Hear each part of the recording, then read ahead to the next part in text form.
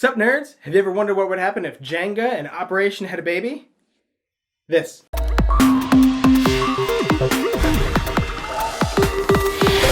So in Dr. Doctor, you've got your table and then a stack of these funky shaped cards, your patient, and then these cubes on top. And basically how it works is each of these cards, you're going to start off with not this many, with like 3 of them out.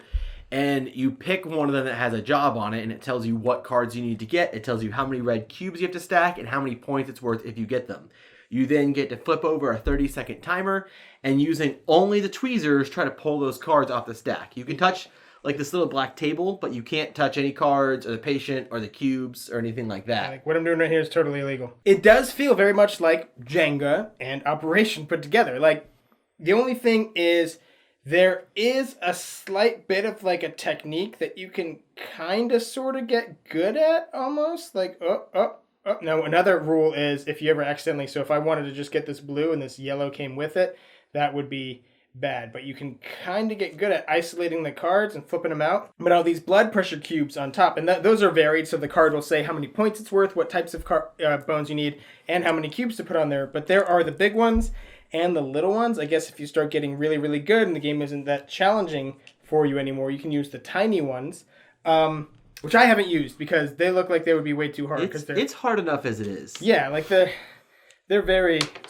slippery. But yeah, and that's basically it, is that you get, you draw these cards out, and the cards that you drew, you're going to keep whatever you accurately completed. If you did get all the cards that you need under the time limit without knocking the pile over or knocking the cubes off the top, so you're going to score that card, and then all the cards you drew become new commissions available to draw, and you just kind of go around the table and, trying to pull these little cubes out.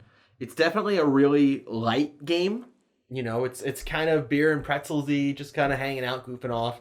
Plays really quick. It's kind of silly, but I do think that it's definitely a fun little game to play. Yeah, I mean, I enjoy it. I don't love, by definition, I don't love small games all that much. So, it always comes with a little caveat, but I do enjoy it. I probably still think Jenga is like the superior version. This is just like if you're sick of Jenga or your kids are sick of Jenga. I also think the age limit, Wes is just really bad. I'm really bad at this game. I think, I don't know why it says 14 plus. I mean, I don't know. I think I have a niece who's 8 who I totally think could do this. So I don't know why it says 14 plus. There is like some like fine motor skills involved. And right. My kids are really young, so I'm not sure really at what point you develop those skills. But there's definitely like using the Operation, you could totally get it, but you don't have like the dexterity to like steadily get in there and grab it. So I think that is one of the biggest things of the age, is just like the physical ability to play this game well, which I don't have. Right. And so there is definitely scoring built into the game. Of course, all cards have different difficulty and different point values on them. But this is yet another really light game that I think none of us would have any problem with not really keeping score and just doing it until you're bored and just kind of, play for 10 minutes or 15 minutes or something. Do it in between games to cool down, to warm up, that type of thing. But, it's definitely not going to be a game where if you lose, you're going to be all salty and angry. Oh, no! Unless you're Aaron. Well, yeah, right. It's fun. It's light. You can choose on the cards. The difficulty level is basically the amount of cards you need to get. And I guess some of the cards are probably harder than others to get, because it seems like there's you need 2 cards on this one, it's 4 points, and 2 cards on this one is 2 points. But then the other big variability of difficulty is how high the stack is to be. Because if it's too high, it's going to be really easy not to knock that over. If it's 6 high, it's going to be next to impossible. Watch Tom just... Ah! Gosh! I'm so good at everything!